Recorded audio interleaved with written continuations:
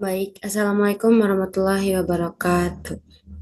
Perkenalkan, nama saya Siti Nalanarala dengan NIM 41037003221002. Di sini saya akan menjelaskan sedikit tentang analisa keputusan dengan logika fuzzi, di mana saya mengambil contoh jurnalnya itu dengan judul Analisis Sistem Pendukung Keputusan dalam Memilih Program Studi Menggunakan Metode Logika Fuzzi. Jurnal ini membahas penerapan logika fuzzi dalam sistem pendukung keputusan atau SPK untuk membantu calon mahasiswa Stikom Dinamika Bangsa Jambi dalam memilih prodi yang sesuai dengan minat dan bakat mereka. Penelitian ini secara spesifik menganalisis penggunaan dua metode logika fuzzi, yaitu yang pertama, fuzzi multi-attribute decision making atau FMIDM, dan fuzzi multi-criteria decision making atau FMCDM. Nah, untuk alurnya itu yang pertama, di sini saya mengidentifikasi masalah yang ada di jurnal tersebut, yaitu adanya kesalahan memilih prodi yang sering disebabkan masalah di masa depan. Lalu yang kedua, kita mulai dengan kriteria dan atribut, di mana pemilihan prodi ini berdasarkan C1 sampai C5 dengan logika fuzzi. Lalu kita akan masuk ke fuzifikasi, di mana kita menentukan domain himpunan fuzzi tiap atribut. Selanjutnya, kita akan masuk ke tahap pertama, yaitu proses perhitungan metode menggunakan FMCDM, di mana input pada FMCDM ini menggunakan kriteria. Dan yang kedua, yaitu adalah perhitungan metode FMADM, di mana inputnya ini menggunakan atribut. Nah, untuk yang pertama, itu ada identifikasi masalah dan kriteria atau atribut. Ini langsung ya, dua langkah. Nah, masalah yang diangkat atau seringnya terjadi yaitu seringnya terjadi calon mahasiswa memilih program studi yang tidak sesuai dengan bakat mereka yang mengakibatkan masalah di kemudian hari. Nah, untuk mengatasi sistem ini, sistem yang dirancang untuk memberikan alternatif program studi terbaik dalam penelitian ini yaitu keputusan pemilihan program studi didasarkan pada beberapa atribut atau kriteria, yang dimana kriteria dan beberapa atribut ini kita sebut sebagai C1, C2, C3, C4, dan C5, yang nilai-nilainya ini akan diolah menggunakan logika fuzzi.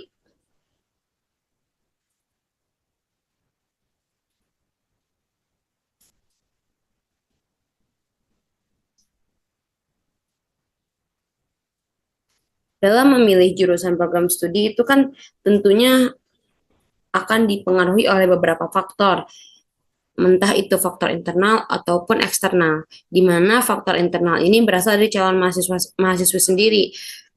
Mungkin mereka memiliki sebuah minat dan bakat yang ingin mereka kembangkan untuk masa depan mereka. Di lain pihak, ada juga faktor eksternal yang mempengaruhi pemilihan jurusan atau program studi di perguruan tinggi, baik itu dari segi orang tua ataupun teman. Seringkali calon mahasiswa-mahasiswi memilih jurusan atau program studi itu hanya karena tuntutan dari orang tua mereka atau terpengaruh oleh teman-temannya.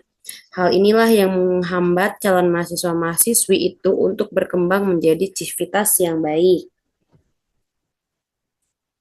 Nah, langkah awal perhitungan fuzzi itu mengidentifikasi domain himpunan fuzzi tiap atribut, di mana di sini itu kita menggunakan C1 sampai dengan C5 dengan memetakan hasil krips ke variabel linguistik S, R, C, T, S dengan rentang tertentu.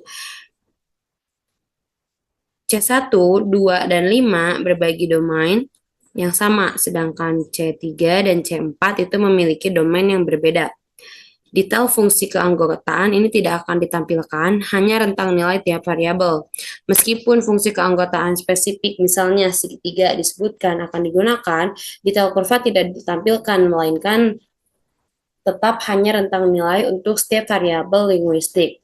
Nah, di sini kan ada variabel linguistik ya teman-teman, ada S, R, C, T, S, di mana S-nya itu adalah sangat rendah, R-nya itu adalah rendah, C-nya itu adalah cukup, T-nya itu adalah tinggi, dan S-nya itu adalah sangat tinggi.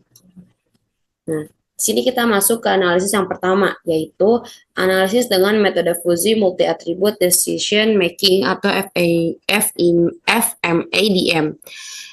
Domain himpunan fuzzy masing-masing atribut dipergunakan untuk menunjukkan hubungan alternatif dengan atribut pada masing-masing responden yang akan dianalisis oleh penulis.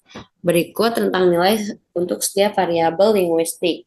Di sini saya mengambil dua contoh saja, di mana yang saya ambil ini adalah atribut C2 dan atribut C3. Bisa dilihat ya teman-teman bahwa di sini nih ada domain himpunan fuzzy pada atribut C2 yang diperlihatkan pada tabel 6.2. Nah, bilangan fuzzinya ini kan tadi ada S, R, C, T, S. Sangat rendah, rendah, cukup, tinggi, dan sangat tinggi. Nah, untuk A1-nya, di sini, domain himpunannya itu adalah 0,2. Dan A2-nya 0,3, A3-nya adalah 0,4. Seterusnya, dari mulai sangat rendah, rendah, cukup, tinggi, dan sangat tinggi. Di sini mereka memiliki nilai yang berbeda. Di atribut C3 pun sama. Domain himpunan fuzzy pada atribut C3 diperlihatkan pada tabel 5.3. Nah, ada A1, A2, A3. Kayak gitu ya, teman-teman. Lanjut, yang kedua adalah kita menganalisis dengan metode fuzzy multikriteria decision making atau FMCDM, di mana tahapan ini yang akan dilakukan adalah sebagai berikut.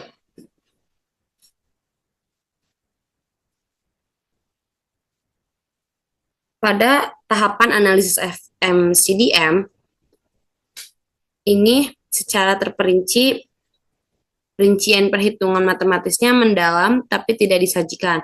Fokus hanya pada langkah-langkahnya. Nah, yang pertama yaitu kita masuk ke agregasi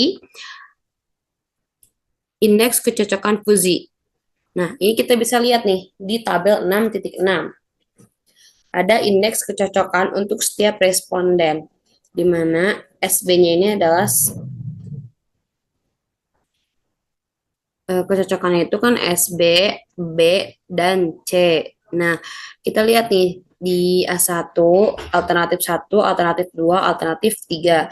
Dan rentang kecocokan ini program studi 1, 2, 3, 4, dan 5. Ini tuh sangat baik, B-nya tuh baik, C itu adalah cukup. Di mana indeks kecocokan Fuji-nya ini kita dapat nilai 0,2375, 0,5625, 0,8500 ya. Untuk A dan B, untuk alternatif 1 dan 2 itu nilai mereka hampir sama. Di alternatif 3 itu berbeda, 0,2000, 0,5000 dan 0,8000. Lalu selanjutnya kita masuk ke